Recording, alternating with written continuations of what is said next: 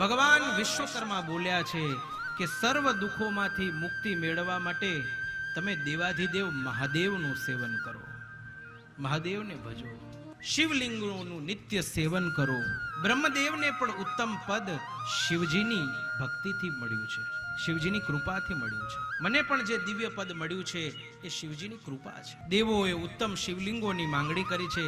ભગવાન વિશ્વકર્માજીએ અધિકાર પ્રમાણે બધાને શિવલિંગ બનાવીને આપ્યા છે. દેવરાજ ઇન્દ્રને માણેકનું શિવલિંગ અર્પણ કર્યું છે. ધનપતિ કુબેરને સુવર્ણનું શિવલિંગ અર્પણ કર્યું છે. ધર્મરાજ માટે મણીનું શિવલિંગ, ભગવાન વિષ્ણુ માટે નીલમનું શિવલિંગ, પ્રજાપતિ બ્રહ્મા માટે જળહળાટ થતું સુવર્ણનું શિવલિંગ બનાવ્યું છે.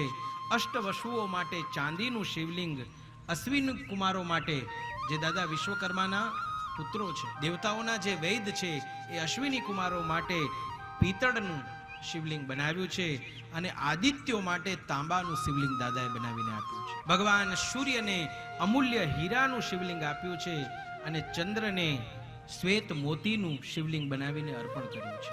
દેવી લક્ષ્મીને પણ મનોહર સ્ફટિકનું શિવલિંગ બનાવીને અર્પણ કર્યું છે. યોગીઓને ભસ્મના શિવલિંગ અને બ્રાહ્મણોને પાર્થિવ માટીના શિવલિંગ બનાવી અને વિશ્વકર્મા દાદાએ આપ્યા છે.